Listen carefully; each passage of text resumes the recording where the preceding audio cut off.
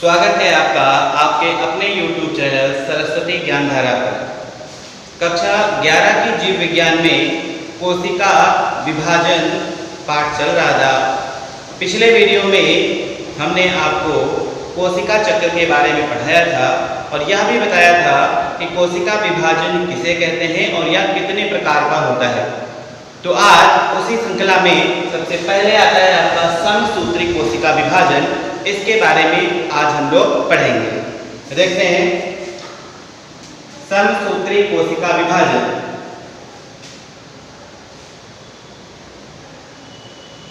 समसूत्री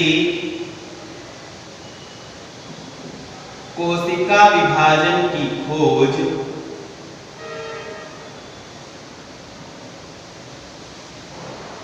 कोशिका विभाजन की खोज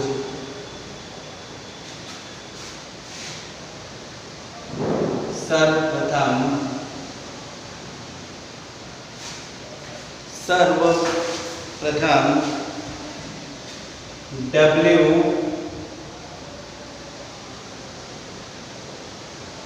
W फ्लेमिंग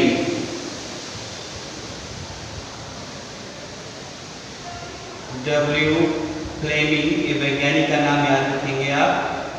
सर्वप्रथम W फ्लेमिंग ने की थी। इस प्रकार का विभाजन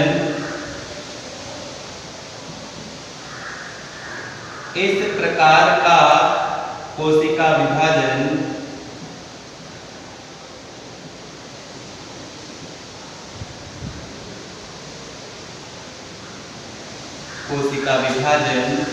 कायिक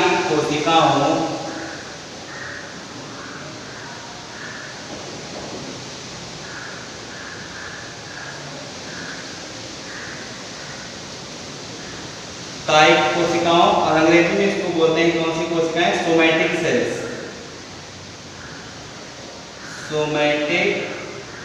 सेल्स। कायिक कोशिकाओं में पाया जाता है। यानी समसूत्री कोशिका विभाजन की खोज याद रखेंगे कि समसूत्री कोशिका विभाजन की खोज W फ्लेमिंग ने की थी और इस प्रकार का विभाजन कायिक कोशिकाओं क्या कहें क्या सोमैटिक सेल्स में पाया जाता है। ठीक है, इस विभाजन में इस प्रकार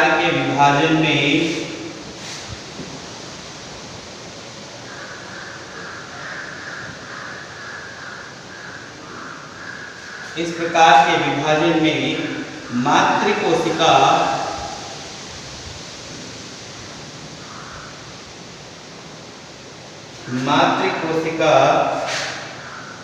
से दो पुत्री कोशिकाओं का निर्माण होता है।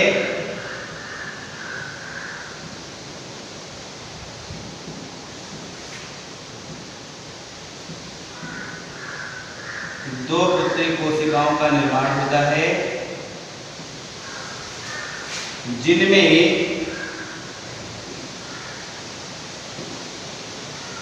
गुणसूत्रों की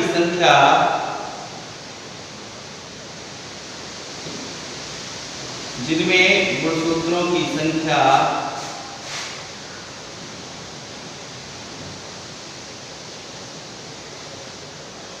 मातृकोशिका के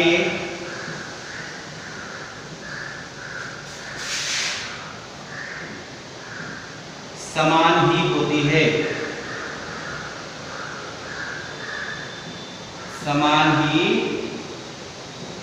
होती है। अर्थात इसमें मातृकोशिका से दो पुत्री कोशिकाएं बनेगी जिनमें गुणसूत्रों की संख्या में कोई परिवर्तन नहीं होगा। जितने गुणसूत्र मातृकोशिका में होंगे उतने ही गुणसूत्र पुत्री कोशिका में होंगे। गुणसूत्रों की संख्या में कोई परिवर्तन नहीं होगा। ठीक है, समान ही होती हैं। इससे बनी दोनों पुत्री कोशिकाएं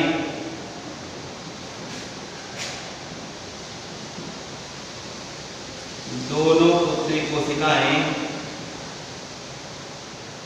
एक दूसरे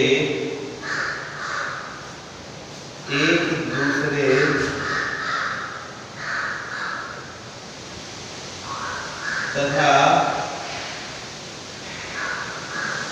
मातृ कोशिका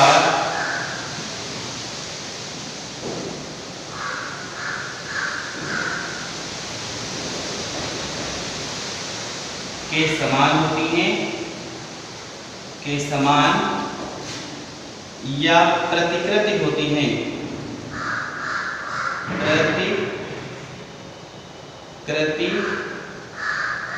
होती हैं। मतलब इसमें जो दोनों पुत्री कोशिकाएं बन रही हैं वो आपस में तो समान नहीं है, साथ ही अपनी मातृ कोशिका जिससे वो बनी है उससे भी समान है, यानी ये दोनों एक दूसरे की आइडेंटिकल होती हैं। या कहें कि मातृ कोशिका से निर्मित होने वाली पुत्री कोशिकाएं उसकी फोटोकॉपी होती है, उसमें किसी भी प्रकार का कोई परिवर्तन, कोई अंतर दिखाई नहीं पड़ता है, नहीं होता है। क्लियर? आगे देखेंगे,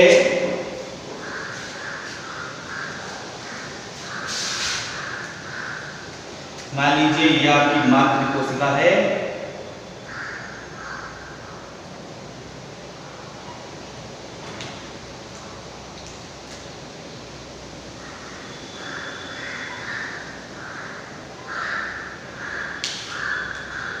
ये आपकी मातृ कोशिका है जिसमें गुणसूत्रों की संख्या 2n यानी द्विगुणित है। जब यह कोशिका का विभाजन होगा, समसूत्री कोशिका विभाजन होगा, तो यह कोशिका दो पुत्री कोशिकाओं में विभाजित हो जाएगी।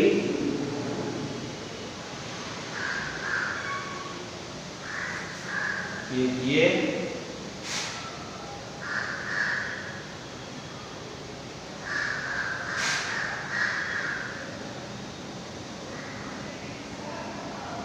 और ये दो पुत्री कोशिकाएं बन जाएंगी।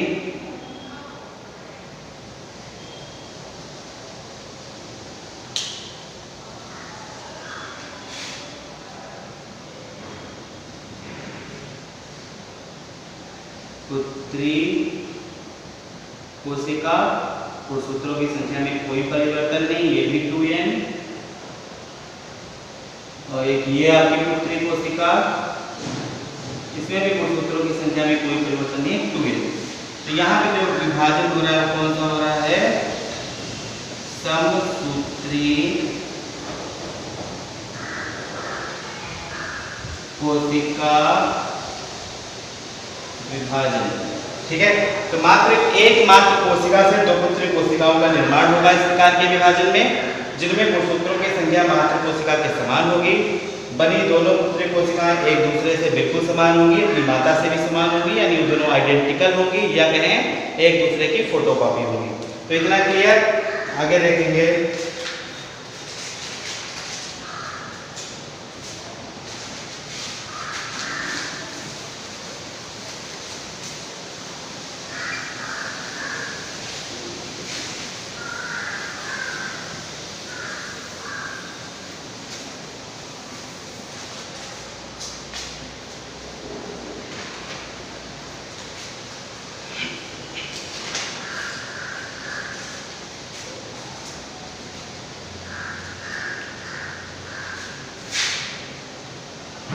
समसूत्री कोशिका विभाजन को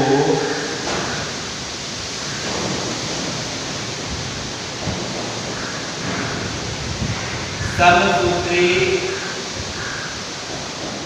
कोशिका विभाजन को निम्नलिखित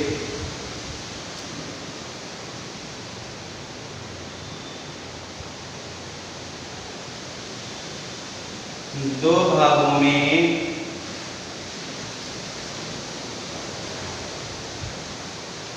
बांटा जा सकता है।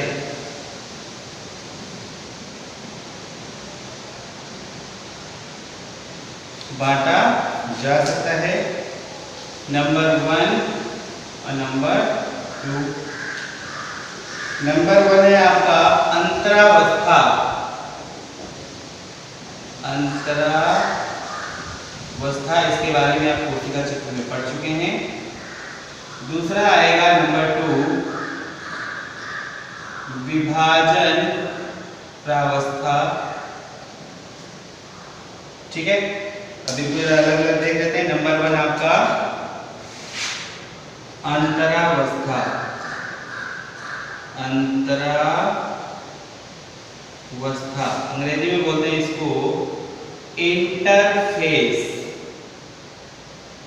इंटरफेस बताया था कि अंतरावस्था में कोशिका अपने आप को विभाजन के लिए तैयार करती है। क्लियर, देखते हैं जरा।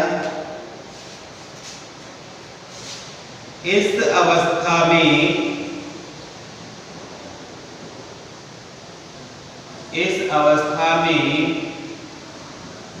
कोशिका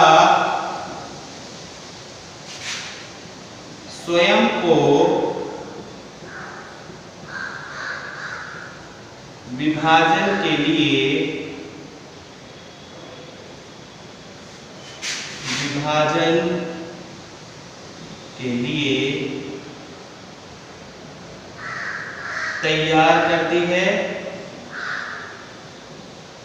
तैयार करती है। अर्थात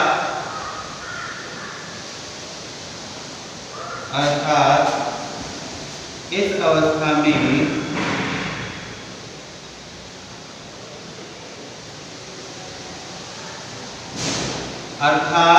अवस्था में विभाजन में काम आने वाले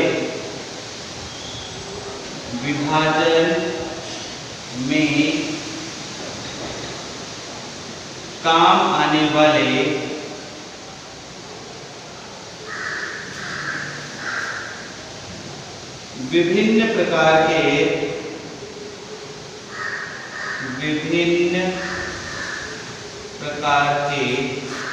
आवश्यक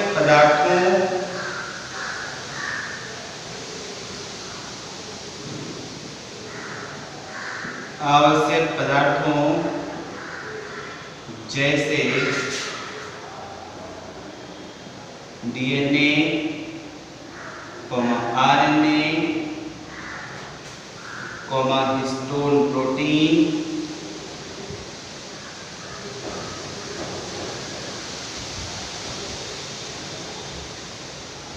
हिस्टोन प्रोटीन,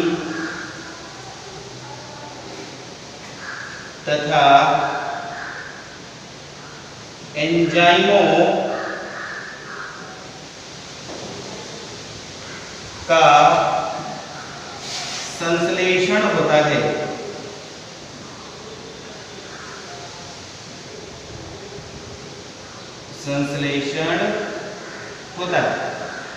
कोशिका चक्र जब पढ़ाया था पिछले वीडियो में, तो हमने आपको बताया था कि अंतरावस्था के अंतर्गत 3 अवस्थाएं आती हैं, जीवन अवस्था, एस अवस्था और G2 अवस्था। इन तीनों अवस्थाओं में कुछ पदार्थों का संश्लेषण होता है कि जीवन अवस्था में कुछ आवश्यक आरएनए बन जाते हैं, हिस्टोन प्रोटीन बन जाती है, इस अवस्था में डीएनए से डीएनए का निर्माण हो जाता है। तो इस प्रकार अंतरावस्था के अंतर्गत 3 उपावस्थाएं आती हैं, जीवन, एस और G2। कुल मिला के अगर देखा जाए तो अंतरावस्था में कोशिका स्वयं को तैयार करती है, या कह सकते हैं कि जब कोशिका विभाजित होने के लिए जा रही है तो विभाजन में जो आवश्यक पदार्थ काम आएंगे उनका संश्लेषण करती है। तो ये हो गई आपकी क्या, अंतरावस्था। अब आएगा सेकेंड, आएगा आपका विभाजन अवस्था।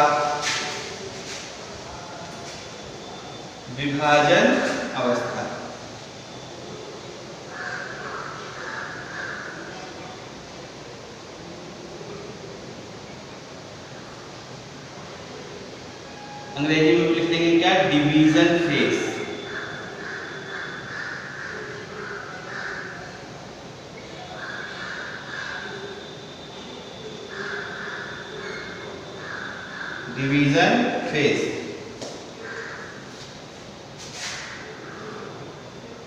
विभाजन अवस्था को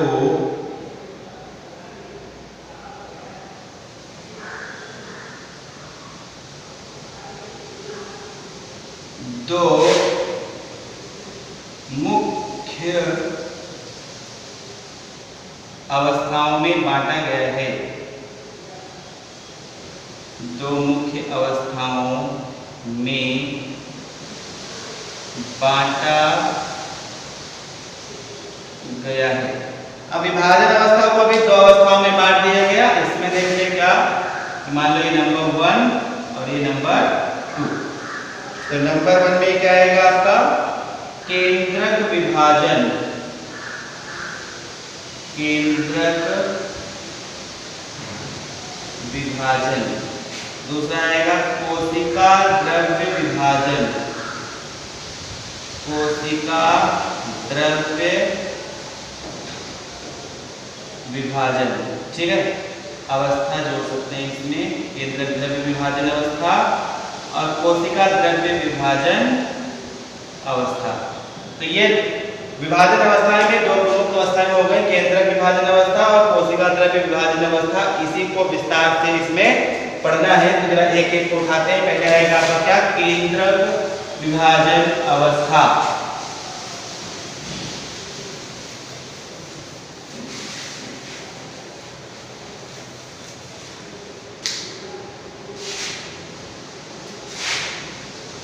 पहला आ गया आपका था केंद्रक विभाजन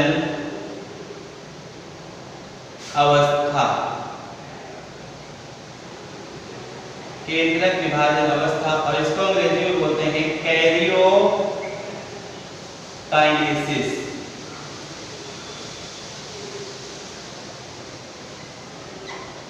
केंद्रक विभाजन अवस्था को बोलते हैं कैरियोकाइनेसिस। किस प्रकार से केंद्रक का विभाजन होगा।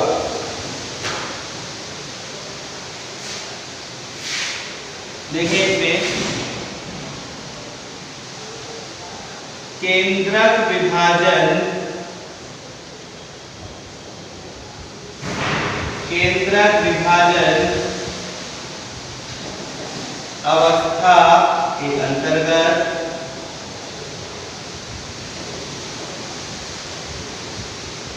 केंद्रक विभाजन अवस्था के अंतर्गत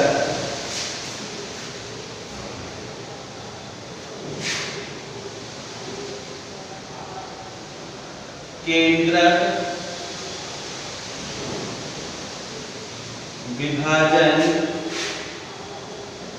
का अध्ययन किया जाता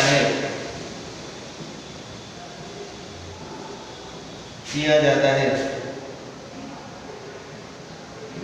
इसे निम्न लिखित 4 उप अवस्थाओं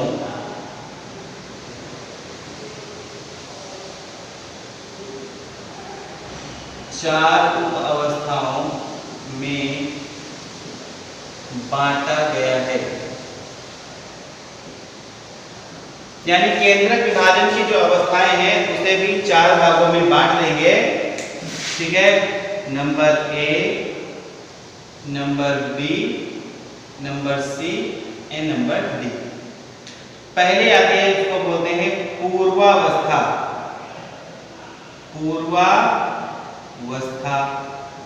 फिर आएगी नंबर 2 में क्या आएगी, मध्यावस्था। फिर आएगी क्या आपकी पश्चावस्था। और फिर लास्ट में आएगी आपकी अंत्यावस्था। तो इसको भी अलग अलग हम लोग पढ़ लेते हैं। नंबर 1 आपकी क्या है, पूर्वावस्था।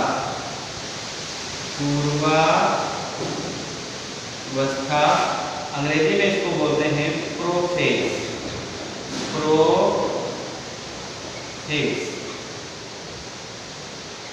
ठीक है, तो केंद्रक विभाजन में सबसे पहले आती है आपकी क्या, पूर्वावस्था। और इस पूर्वावस्था को हम इस प्रकार से पढ़ते हैं। देखें,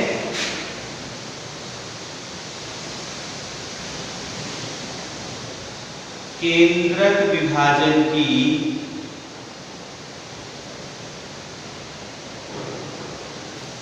यह प्रथम अवस्था होती है।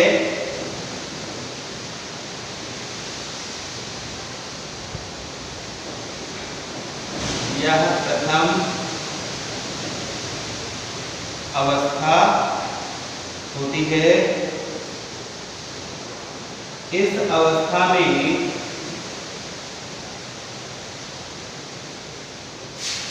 अवस्था में निम्नलिखित परिवर्तन होते हैं।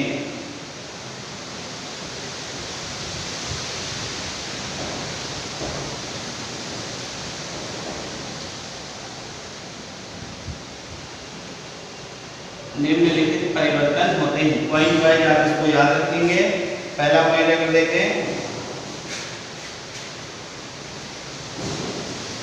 क्रोमैटिन जाल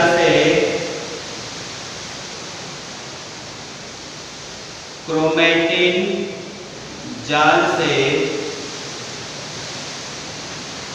गुणसूत्रों का निर्माण होने लगता है।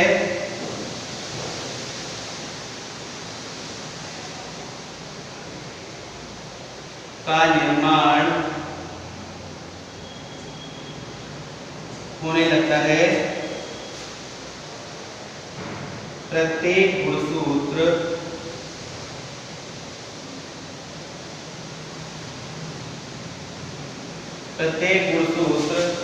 दो अर्ध गुणसूत्रों का बना होता है।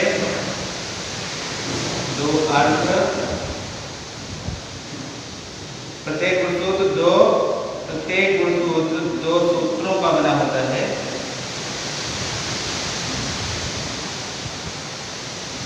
दो सूत्रों का बना होता है। प्रत्येक गुणसूत्र दो सूत्रों का बना होता है जो एक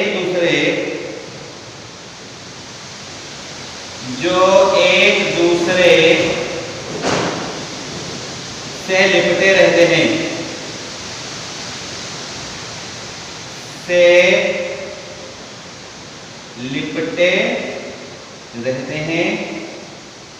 इन सूत्रों को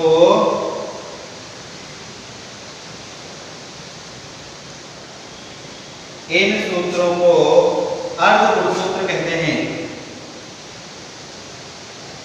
अर्ध गुणसूत्र कहते हैं।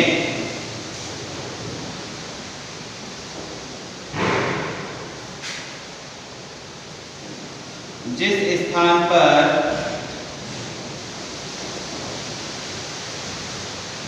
ये जुड़े होते हैं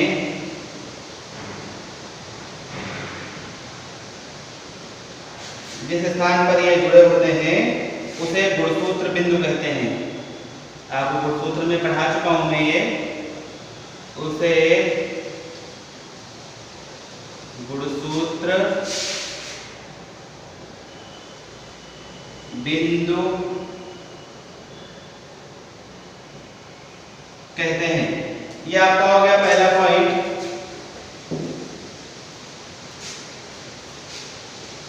ये आपका इसका पहला पॉइंट हो गया। सेकंड पॉइंट देखेंगे।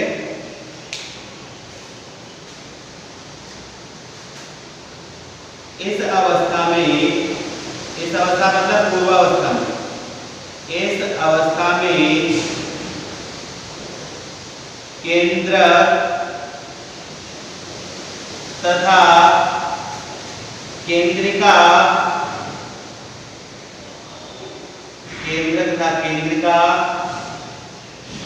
धीरे धीरे विलुप्त होने लगते हैं।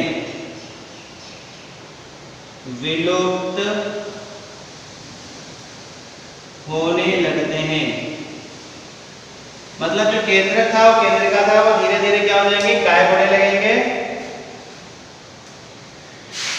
इस अवस्था के अंत में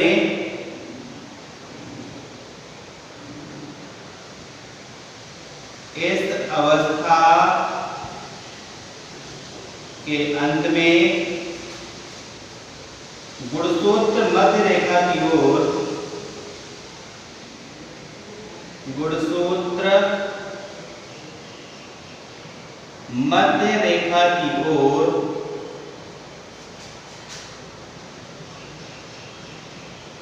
बढ़ना आरंभ कर देते हैं, आरंभ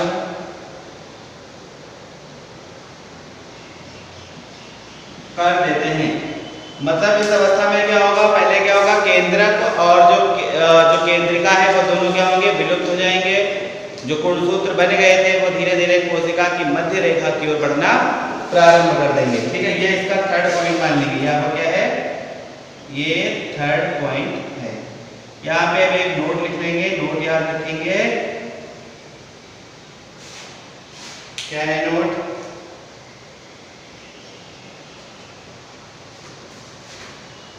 नोट में लिख लेंगे कि जंतु कोशिका में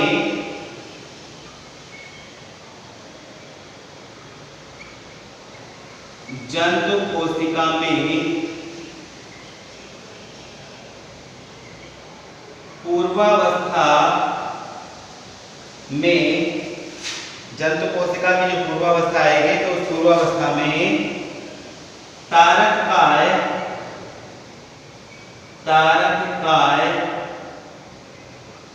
दो भागों में विभाजित हो जाता है।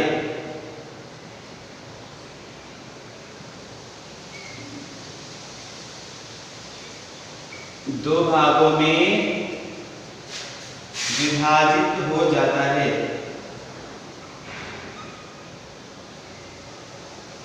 जिससे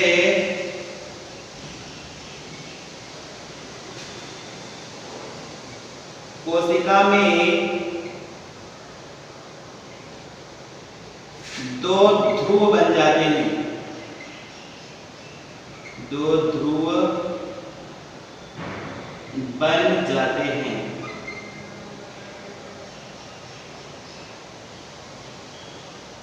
ठीक है, ये इतना आप नोट याद रखेंगे। तो ये आपके हो गए क्या, पूर्वावस्था।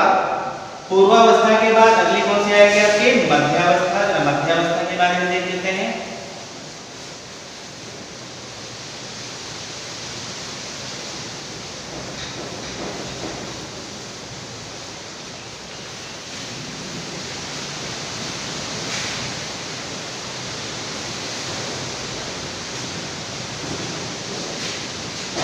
पूर्वावस्था के बाद यह कभी डाले, मध्यावस्था।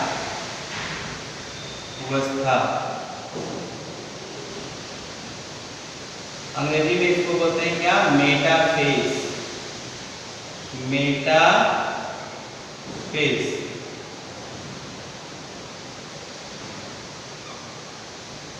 मध्यावस्था में देखें, इस अवस्था में निम्न परिवर्तन होते हैं। इस अवस्था में निम्नलिखित परिवर्तन होते हैं। परिवर्तन होते हैं, क्या है परिवर्तन, इसको भी पॉइंट वाइज हम लोग देख लेते हैं। पॉइंट वाइज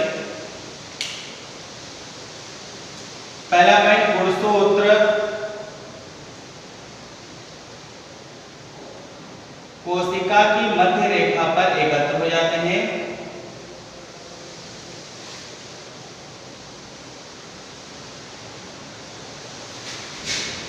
मध्य रेखा पर एकत्र हो जाते हैं।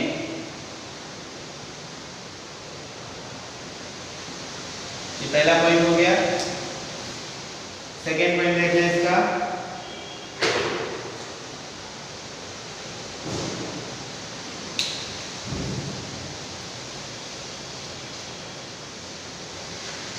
केंद्रीय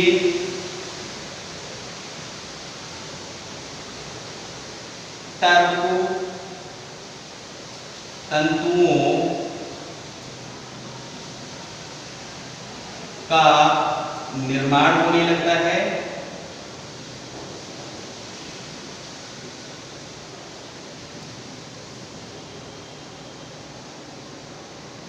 केंद्रिक तर्क तंतुओं का निर्माण होने लगता है, जो या ये तर्क तंतु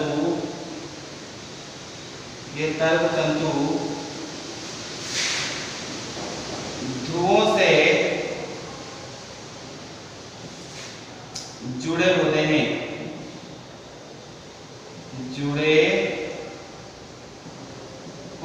सेकेंड पॉइंट हो गया। थर्ड पॉइंट देखेंगे,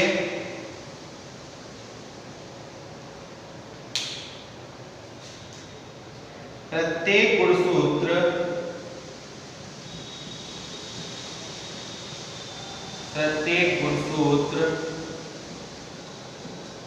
अपने गुणसूत्र बिंदु से अपने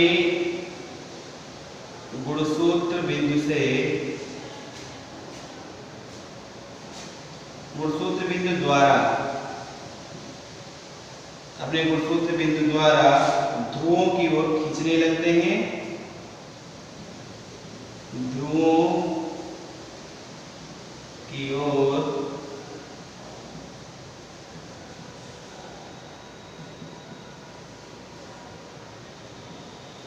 खींचने लगते हैं। प्रत्येक गुणसूत्र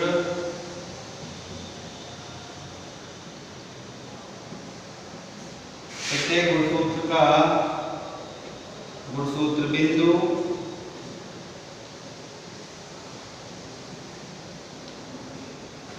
मध्य रेखा की ओर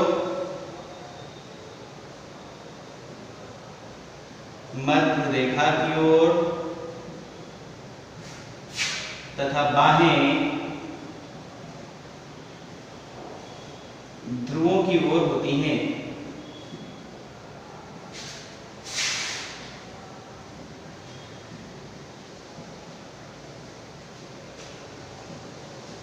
जब गुणसूत्र क्या होगा, इस अवस्था में ध्रुवों की ओर खींचेंगे तो क्या होगा कि जब खींचने की कंडीशन में जो उसका गुणसूत्र बिंदु होगा वो मध्य रेखा की ओर, बाहें क्या होंगी वो ध्रुवों की ओर होंगी। ये देखिए यहाँ कंडीशन, गुणसूत्र बिंदु मध्य रेखा की ओर और जो बाहें क्या है ध्रुवों की ओर हो जाएंगे। ठीक है,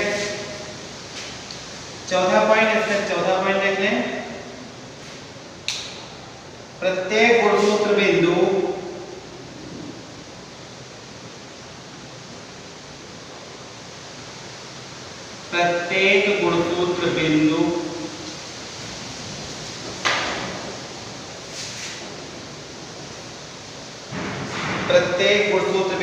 दो भागों में विभाजित हो जाता है।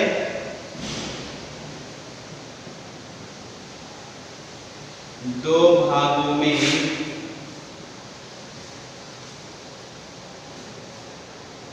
विभाजित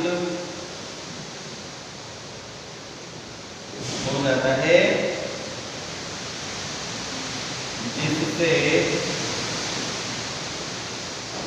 जिससे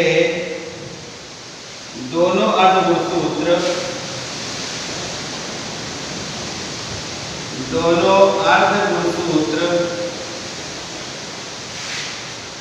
एक दूसरे से अलग होने लगते हैं,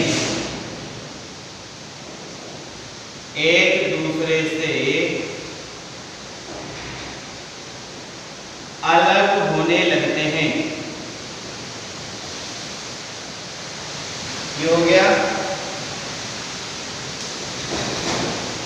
ये मध्यावस्था हो गई। मध्यावस्था के बाद अगली अवस्था जो आएगी वो कौन सी है आपकी पश्चावस्था।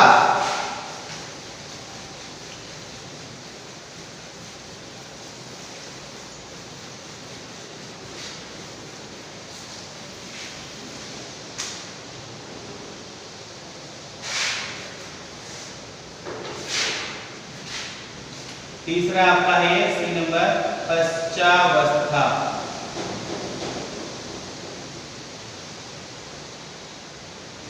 अंग्रेजी बोलते हैं इसको एनाफेज, ANAPHASE।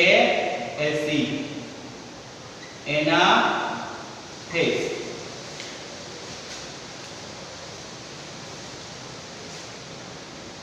समसूत्री कोशिका विभाजन की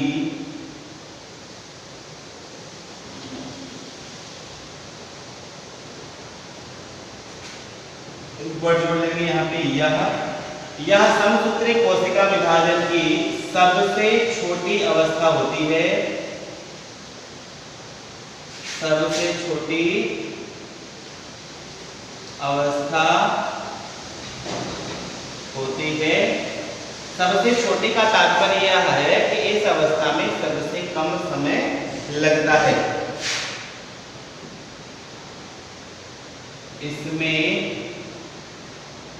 निम्न परिवर्तन होते हैं, मतलब इस अवस्था के अंतर्गत निम्न परिवर्तन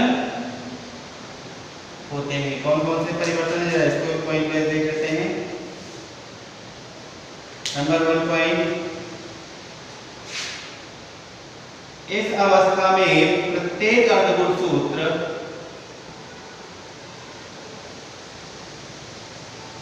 इस अवस्था में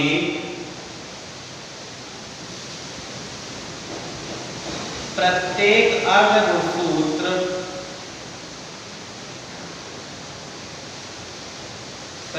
अर्धगुणसूत्र अलग होना आरंभ कर देते हैं।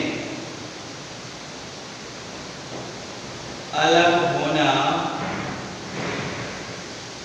आरंभ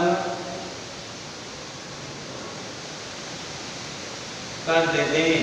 जो गुणसूत्र बिंदु से गुणसूत्र जब फटा तो दो अर्धगुणसूत्र बन गए, वो दोनों अर्धगुणसूत्र एक दूसरे से क्या होने लगेंगे, अलग होना स्टार्ट कर देंगे। ठीक है, और सेकेंड पॉइंट देखेंगे,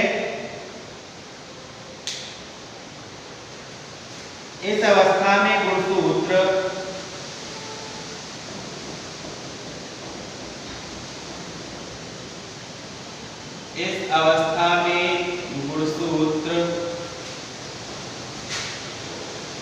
U, V तथा L, U, V तथा L के आकार के दिखाई देते हैं। आकार के दिखाई देते हैं। दिखाई देते हैं, या तो U आकार का होगा या V आकार का, या फिर क्या होगा, L आकार का होगा, जो धीरे धीरे ध्रुवों की ओर खींचने लगते हैं। ठीक है, जो धीरे धीरे ध्रुवों की ओर खींचने लगते हैं। खींचने लगते हैं। सेकेंड पॉइंट हो गया आपका। इसका थर्ड पॉइंट देखते हैं। थर्ड पॉइंट ये है, इस प्रकार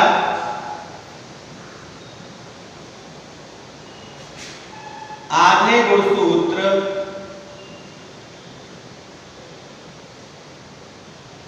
इस प्रकार आधे गुणसूत्र एक ध्रुव की ओर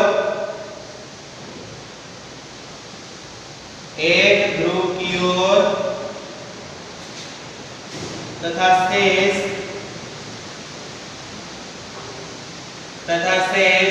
दूसरे ध्रुव की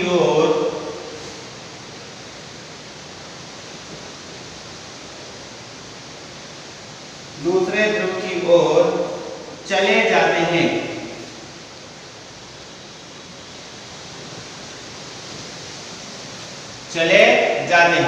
तो ये आपकी क्या हो गई है, पश्चावस्था। और पश्चावस्था के बाद सबसे लास्ट में जो केंद्रक विभाजन की अवस्था आती है उसे बोलते हैं क्या, अंत्यावस्था। तो अंत्यावस्था देख लेते हैं जरा।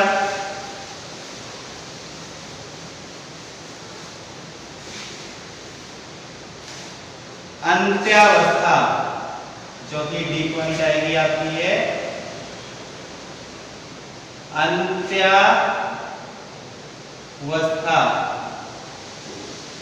अंग्रेजी बोलते हैं इसको टीलोफेज।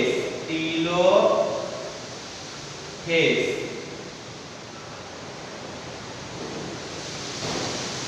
तो सबसे पहले इसका पॉइंट ये होगा क्या किया, ये सबसे अंतिम अवस्था होती है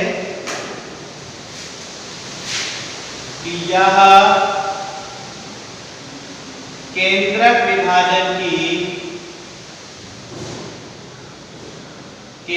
विभाजन अवस्था की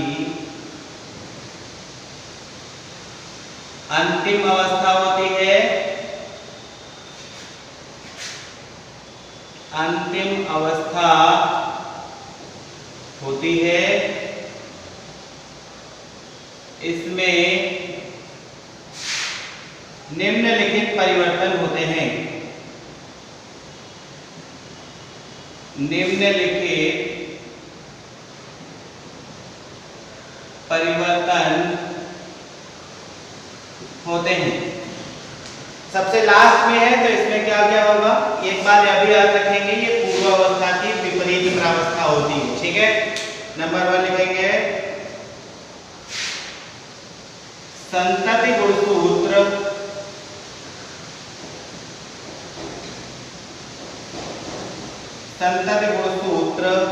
दो अलग अलग ध्रुवों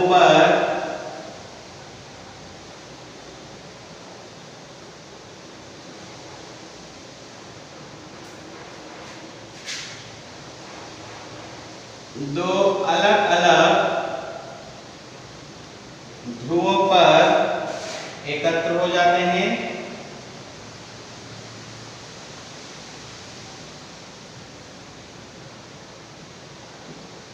अलग अलग ध्रुवों पर एकत्र हो जाते हैं। सेकेंड पॉइंट,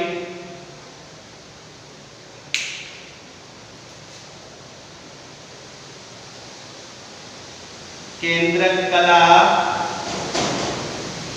तथा केंद्रिका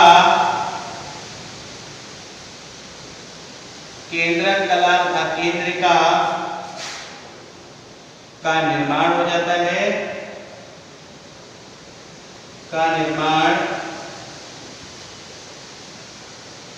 होता है। ठीक है, थर्ड पॉइंट देखेंगे, ये ध्यान रखेंगे कि पूर्वावस्था में जो काम होते हैं अंत्यावस्था में बिल्कुल इसके विपरीत काम होते हैं। पूर्वावस्था आपकी केंद्रक विभाजन की प्रथम अवस्था है, जबकि अंत्यावस्था जो है केंद्रक विभाजन की अंतिम अवस्था है। जो पूर्वावस्था में काम होते हैं उसके विपरीत काम इसमें होते हैं। ठीक है, तो तीसरा पॉइंट देखें, गुणसूत्र क्रोमैटिन जाल में बदल जाते हैं। गुणसूत्र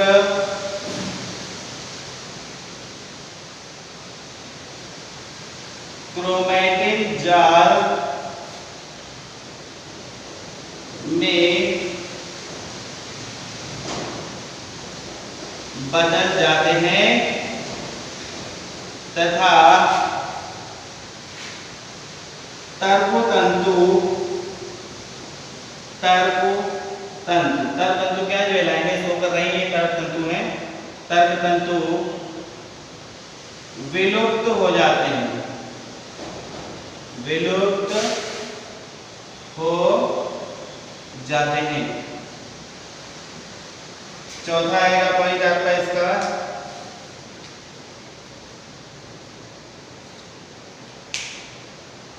इस प्रकार कोशिका में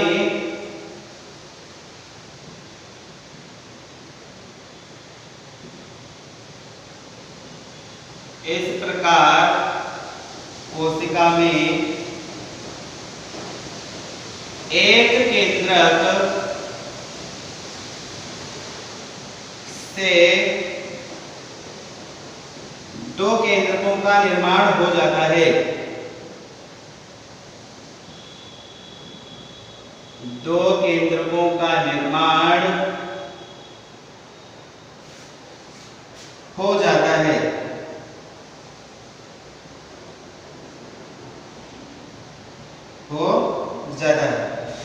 तो ये आपका केंद्रक विभाजन की अवस्थाएं खत्म हो गई। केंद्रक विभाजन के पश्चात, ठीक है, केंद्रक विभाजन के पश्चात आपका क्या आएगा, केंद्रक विभाजन के पश्चात जो सेकेंड आपका आएगा नंबर 2, वो नंबर 2 था क्या? कोशिका द्रव्य विभाजन अवस्था।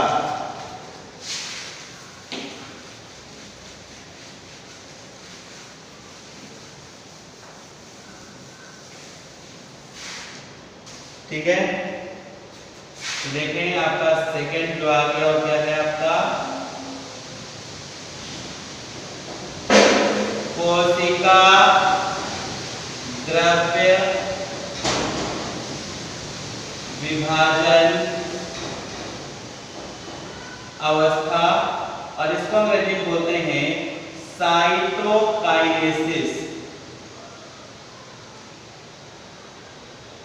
साइटोकाइनेसिस केंद्रक द्रव्य विभाजन क्या बोलते थे? कैरियोकाइनेसिस। इसे क्या बोलेंगे? साइटोकाइनेसिस बोलेंगे। ठीक है, केंद्रक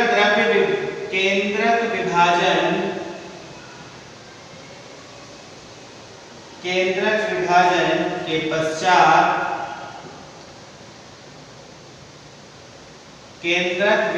के पश्चात कोशिका द्रव्य विभाजन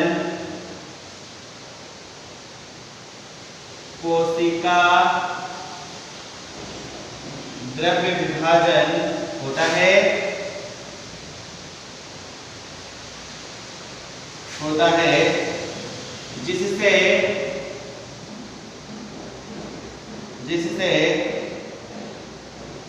मातृकोशिका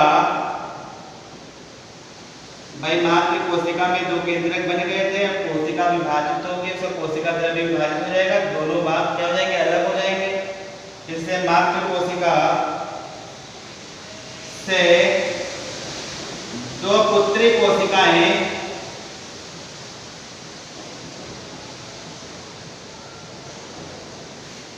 बन जाती हैं,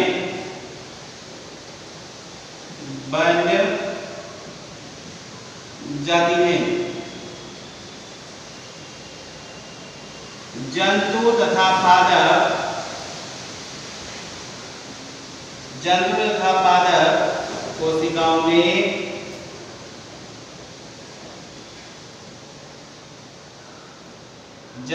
पादप कोशिकाओं में कोशिका द्रव्य विभाजन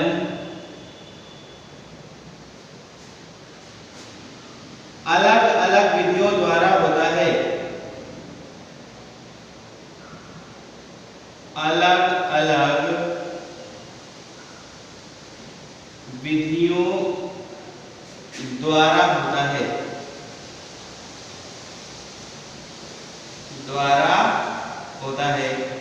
पहला देखेंगे, एक होता है खांच विधि।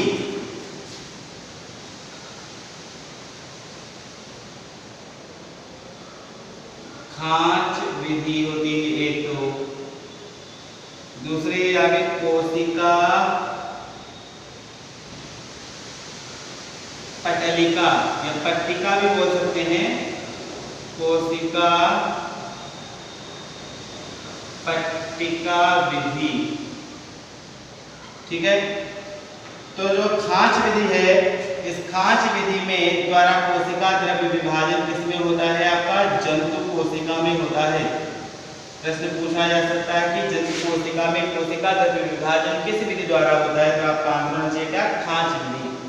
जबकि कोशिका पट्टिका विधि द्वारा कोशिका द्रव्य विभाजन आपका होता है पादप कोशिका में। पौधों की कोशिकाएं जो है, प्लांट्स है, उसमें पादप कोशिका में। किस प्रकार से यह विभाजित होता है, इसके बारे में अगले वीडियो में हम आपको समझा देंगे। आज के वीडियो में आपका समसूत्री कोशिका विभाजन हो गया है। समसूत्री कोशिका विभाजन की भिन्न भिन्न जो अवस्थाएं थी, उनका ये चित्र बनाया गया है। आप अपनी कॉपी में इसको बना लीजिएगा। ठीक है, आशा है आपको आज का यह वीडियो अच्छे से समझ में आ गया होगा। वीडियो समझ में अगर आ जाए तो वीडियो को लाइक अवश्य कर देंगे और अपने दोस्तों में इस वीडियो को शेयर कर देंगे। अगर आपने इस चैनल को अभी तक सब्सक्राइब नहीं किया है तो इस चैनल को सब्सक्राइब कर लेंगे। तो ठीक है, बने रहिए और देखते रहिए सरस्वती ज्ञानधारा, आपका अपना चैनल